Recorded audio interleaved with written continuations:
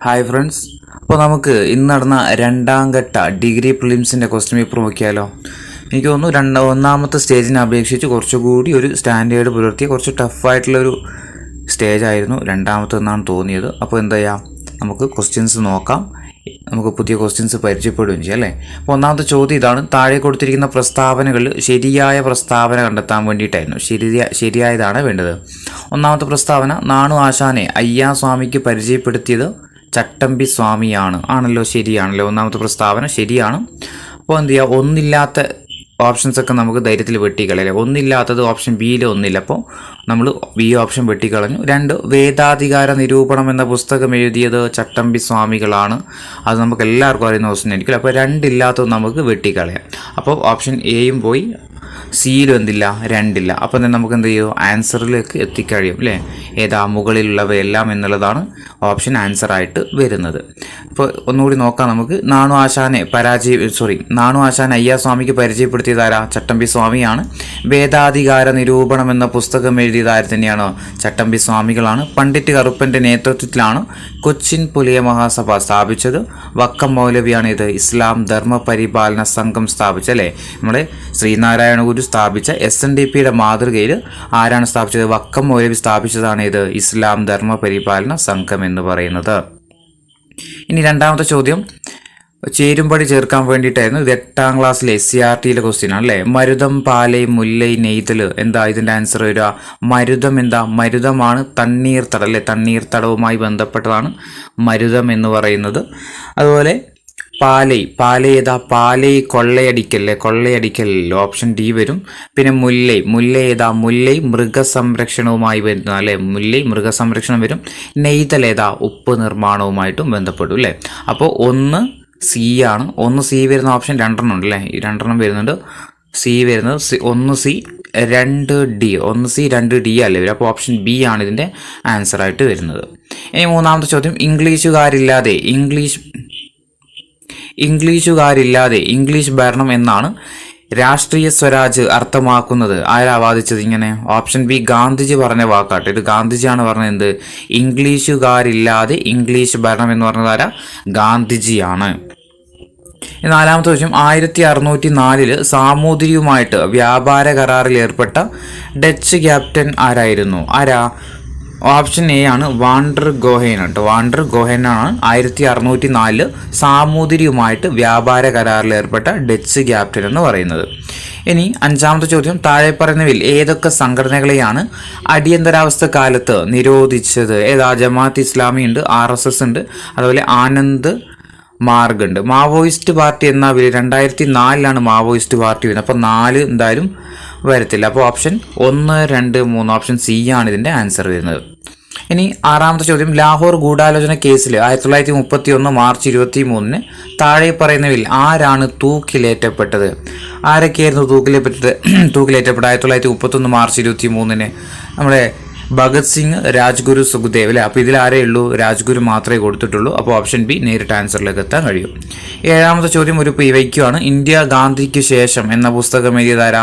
രമചന്ദ്ര ഗുഹയാണ്. PYQ ആണ്. എട്ടാമത്തെ ചോദ്യം താഴെ കൊടുത്തിരിക്കുന്ന പ്രസ്താവനകളിൽ ശരിയല്ലാത്ത പ്രസ്താവന കണ്ടെത്താൻ വേണ്ടിയിട്ടാണ്. ശരിയല്ലാത്തതാണ്. 1 ഫ്രഞ്ച് വിപ്ലവവുമായി ബന്ധപ്പെട്ടതായിരുന്നു റെയിൻ ഓഫ് ടെറർ. ആണോ? റെയിൻ ഓഫ് ടെറർ അതായത് ഭീകരവാഴ്ച അല്ലെ, ഗില്ലറ്റിനൊക്കെ ഉപയോഗിച്ച കാലഘട്ടത്തെയാണ് ഇത്. പിന്നെ ഭീകരവാഴ്ച ആ കാലഘട്ടത്തെയാണ് റെയിൻ ഓഫ് ടെറർ എന്ന് പറയുന്നത് അല്ലേ. ഫ്രഞ്ച് വിപ്ലവവുമായി ബന്ധപ്പെട്ട് തന്നെയാണ്. അത് ശരിയായ പ്രസ്താവനയാണ്. ഇനി രണ്ടാമത്തെ ബ്ലഡി സൺഡേ അമേരിക്കൻ വിപ്ലവവുമായി ബന്ധപ്പെട്ടിരിക്കുന്നു. ബ്ലഡി സൺഡേ ഏത് വിപ്ലവവുമായി ബന്ധപ്പെട്ടതാ? ബ്ലഡി സൺഡേ എന്തുമായി ബന്ധപ്പെട്ടതാ? റഷ്യൻ വിപ്ലവവുമായി ബന്ധപ്പെട്ടതാണ്. അപ്പോൾ രണ്ടാമത്തെ പ്രസ്താവന തെറ്റാണ്. 1688 ഇംഗ്ലണ്ടിലെ മഹത്തായ വിപ്ലവം നടന്നു. അതെന്താണ്? ശരിയായ പ്രസ്താവനയാണ്. 1949 ചൈനയിൽ ദേശീയ വിപ്ലവം പൊട്ടിപ്പുറപ്പെട്ടു. തെറ്റാണ്. 1911 ദേശീയ വിപ്ലവം നടക്കുന്നത്. അപ്പോൾ തെറ്റായ പ്രസ്താവനയാണ് പറഞ്ഞിരിക്കുന്നത് ഏതൊക്കെയാ? ഓപ്ഷൻ ബി അല്ലേ വരും അല്ലേ. 2ഉം 4ഉമാണ് എന്ത്? തെറ്റായ പ്രസ്താവനകൾ. ഇനി 9ാമത്തെ ചോദ്യം: ആരാണ് ഛത്തീസ്ഗഡിൻ്റെ മുഖ്യമന്ത്രി അല്ലേ? കറണ്ട് അഫയേഴ്സ് നോക്കിയവർക്ക് കിട്ടിയിട്ടുണ്ടാവും. ആരായിരുന്നു ഛത്തീസ്ഗഡിൻ്റെ മുഖ്യമന്ത്രി? വിഷ്ണു ദിയോ സായ് അല്ലേ. വിഷ്ണു ദിയോ സായി ആണ് ഛത്തീസ്ഗഡിൻ്റെ നിലവിലെ മുഖ്യമന്ത്രി. 10ാമത്തെ ചോദ്യം: സമീപകാല ഇസ്രയേൽ ഹമാസ് സംഘർഷത്തിനൊടുവിൽ വെടിനിർത്തൽ ആവശ്യപ്പെടുന്ന UN ജനറൽ അസംബ്ലിയിലെ പ്രമേയത്തിൽ അനുകൂല വോട്ട് രേഖപ്പെടുത്തിയിട്ടുള്ള രാജ്യങ്ങളാണ് ഇത്. എന്തായാലും ഇസ്രായേൽ ചെയ്യൂല, ആരും ചെയ്യൂല, യുണൈറ്റഡ് സ്റ്റേറ്റ്സും ചെയ്യൂല, പിന്നെ നമ്മൾ ചെയ്യാനുള്ളൂ ആര്? ഇന്ത്യ മാത്രമല്ല. ഓപ്ഷൻ സി ഇന്ത്യ എന്നുള്ളത് മാത്രമേ വരുള്ളൂ.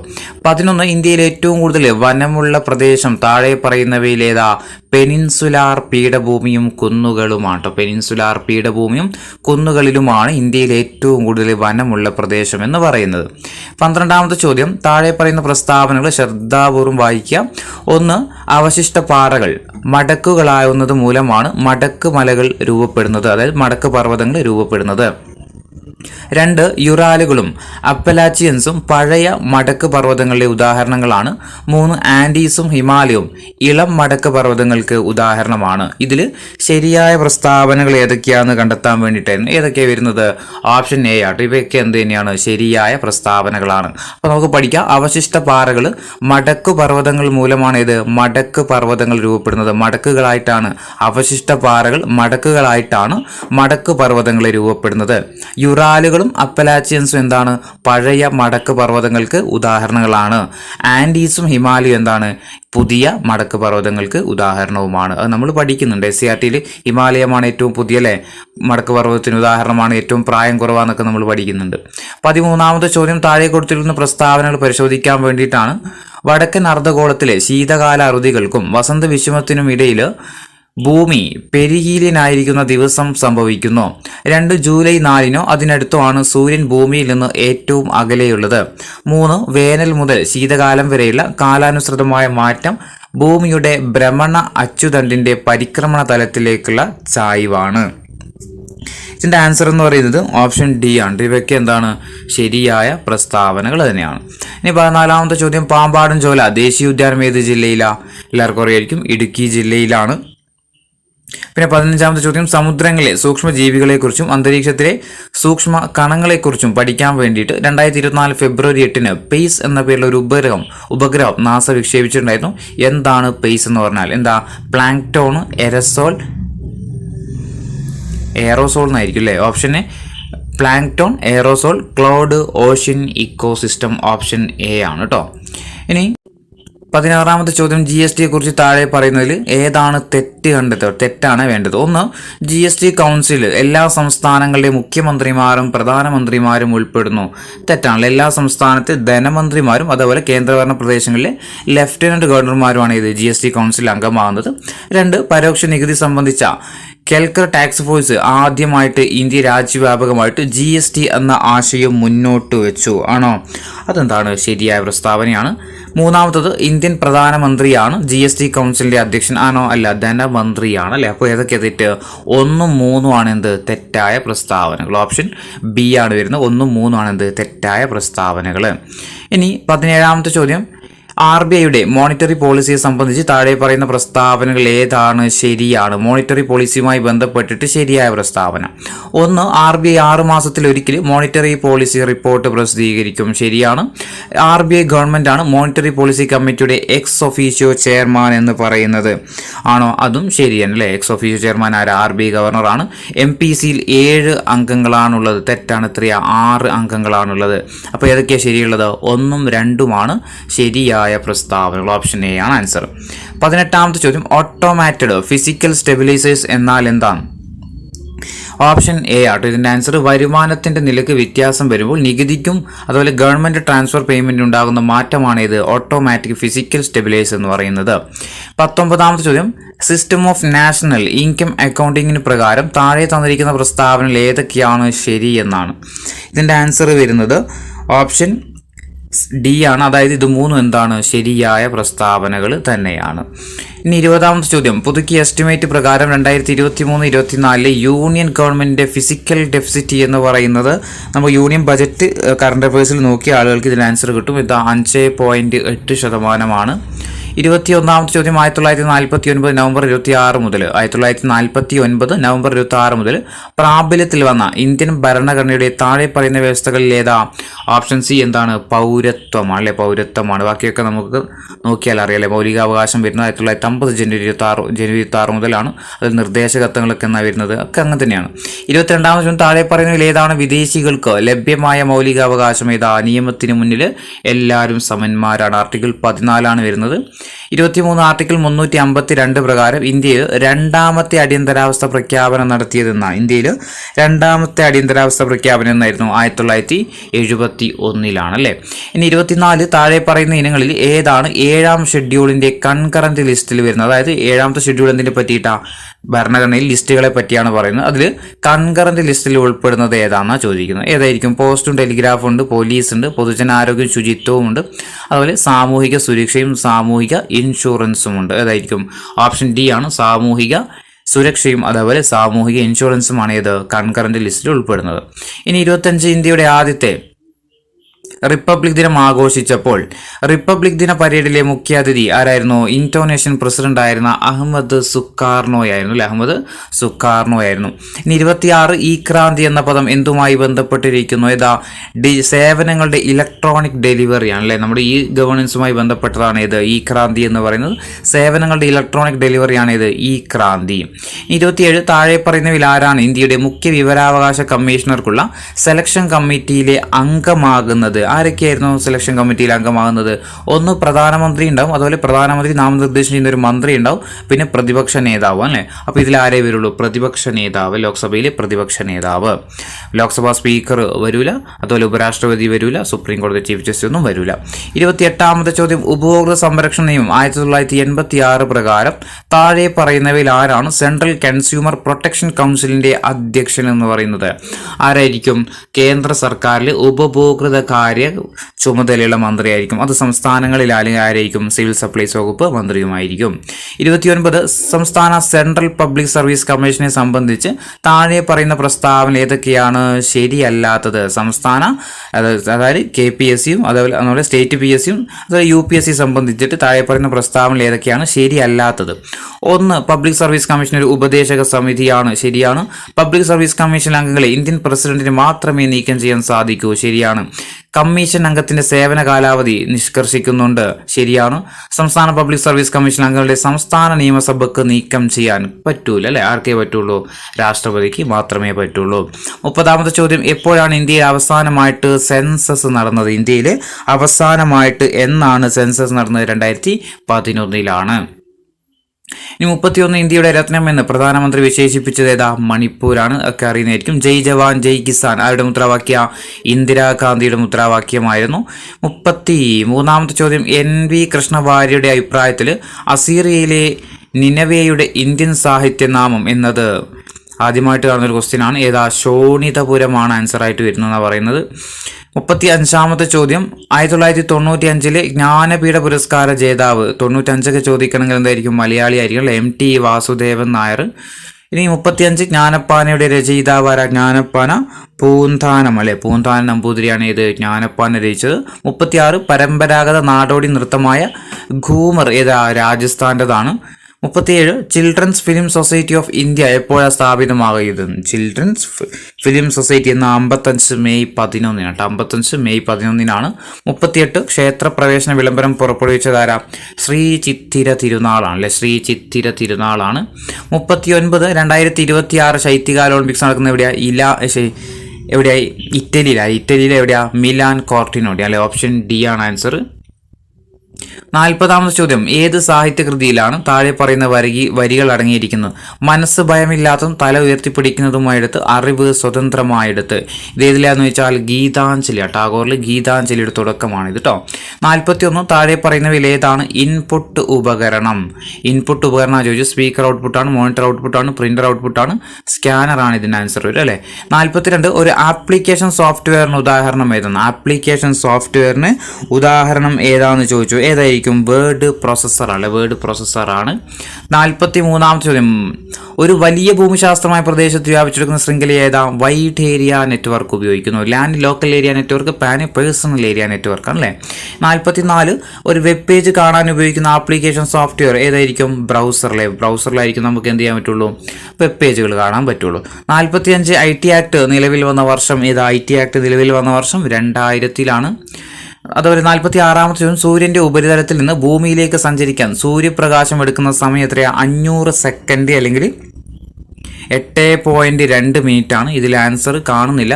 8.3 മിനിറ്റ് ഇവിടെയുണ്ട്, പക്ഷേ 8.2 മിനിറ്റ് ഇതിലില്ല. ചിലപ്പം 8.3 മിനിറ്റ് ആൻസർ വരാൻ സാധ്യതയുണ്ട്. ലാർജ് ഹൈഡ്രോൺ കൊളറൈഡിന്റെ പ്രാഥമിക ലക്ഷ്യം എന്താണ്? ലാർജ് ഹാഡ്രോൺ കൊളറൈഡിന്റെ പ്രാഥമിക ലക്ഷ്യം എന്താണ്? കണിക ഭൗതിക ഗവേഷണമാണ്. 48, സൂര്യനിലും മറ്റു നക്ഷത്രങ്ങളിലും ഊർജ ഉൽപാദനം നടക്കുന്നത് എങ്ങനെയാ? അണു സംയോജനമാണ്, ന്യൂക്ലിയർ ഫ്യൂഷൻ ആണ്. 49ാമത്തെ ചോദ്യം, ജീവജാലങ്ങൾക്ക് ഭക്ഷണത്തിൽ നിന്ന് ഊർജം ലഭിക്കുന്ന പ്രക്രിയ ഏതാ? കോശ ശ്വസനമാണ്. 50ാമത്തെ ചോദ്യം, COP28 എവിടെയായിരുന്നു നടന്നത്? COP28 ദുബായിലാണ്. ഓപ്ഷൻ ഡി ദുബായിലാണ്. ഇത്രയായിരുന്നു 50 ക്വസ്റ്റ്യൻസ്. സ്റ്റേറ്റ്മെൻറ്റ് ക്വസ്റ്റ്യൻസ് കുറച്ച് നമ്മളെ വരച്ചിട്ടുണ്ട്. വൺ വേർഡ് 2-3 നമ്മൾ കേൾക്കാത്തതായിട്ടുള്ളത് അല്ലേ. ഇനി മാത്സിലെ ക്വസ്റ്റ്യൻസ് ആണ്. ആൻസർ മാത്രം പറഞ്ഞിട്ട് പോവാം. 51ന്റെ ആൻസർ എന്ന് പറയുന്നത് ഓപ്ഷൻ ബി ആണ് കേട്ടോ. 51ന്റെ ആൻസർ ഓപ്ഷൻ ബി ആണ്. 52ന്റെ ആൻസർ ഓപ്ഷൻ സി ആണ്. 53ന്റെ ആൻസർ ഓപ്ഷൻ എ ആണ്. 54 ഓപ്ഷൻ ബി ആണ്. 55 ഓപ്ഷൻ ഡി ആണ്. 55 ഓപ്ഷൻ ഡി ആണ്. 56ന്റെ ആൻസർ ഓപ്ഷൻ ബി ആണ്. 56 ഓപ്ഷൻ ബി ആണ്. 57 option D 20. 58 option B 42 degree. 59ന്റെ ആൻസർ വരുന്നത് 59 ഓപ്ഷൻ സി ആണ്. 60ന്റെ ആൻസർ ഓപ്ഷൻ ബി പേരക്കുട്ടി. 61ന്റെ ആൻസർ വരുന്നത് ഓപ്ഷൻ സി ആണ് 155. 62 ഓപ്ഷൻ എ 30. 63 വരുന്നത് 63ന്റെ ആൻസർ ഓപ്ഷൻ സി ഞായറാണ്. 64ന്റെ ആൻസർ ഓപ്ഷൻ സി 12 ആണ്. 65ന്റെ ആൻസർ ഓപ്ഷൻ ഡി 5 കിലോമീറ്റർ. 66ന്റെ answer 66 option C option B 33. 67 option A aquarium. 68 option B 122. 69ന്റെ ആൻസർ വരുന്നത് 69 ഓപ്ഷൻ ബി ആണ് കേട്ടോ. 0-1 ആണ്. 70ന്റെ ആൻസർ ഓപ്ഷൻ സി ആണ്. 5418. ഇംഗ്ലീഷിൽ 71ന്റെ ആൻസർ ഓപ്ഷൻ സി ആണ്. 72 ഓപ്ഷൻ സി ആണ്. 73 മീനിങ് ഫുള്ളായിട്ട് അറേഞ്ച് ചെയ്യാൻ വേണ്ടിയിട്ടായിരുന്നു. 73ന്റെ ആൻസർ ഓപ്ഷൻ ഡി ആണ് ആൻസർ വരുന്നത്. 74 ഓപ്ഷൻ സി എഫക്റ്റ് വരും. 74 ഓപ്ഷൻ സി എഫക്റ്റ് ആണ്. 75 വെനററ്റിൻ്റെ സിനോണിം എന്ന് പറയുന്നത് എന്താ? 75 ഓപ്ഷൻ എ ആണല്ലേ, റെസ്പെക്റ്റ് വരും. 76ന്റെ ആൻസർ വരുന്നത് 76 ഓപ്ഷൻ എ ആണ് കേട്ടോ. ഓപ്ഷൻ എ ആണ്. 77 ബ്ലർഡ് ആൻഡ് കൺഫ്യൂഷന് സെയിം മീനിങ് വരുന്നത് എന്താ? മഡിൽഡും അതുപോലെ അൺക്ലിയറുമാണ് കേട്ടോ. ഓപ്ഷൻ ഡി ആണ് ആൻസർ വരിക. പിന്നെ ലാർജ് ഡാർക്ക് ഗ്രേ ക്ലൗഡ് നമ്മൾ ജിക്ക് അറിയുന്നവർക്കായിരിക്കും എന്താ? നിംബസ് ആണ് എൻ്റെ ആൻസർ വരിക. 79ന്റെ ആൻസർ 79 ഓപ്ഷൻ ഡി ആണ്. To have selfish interest to serve എന്നുള്ളതാണ്.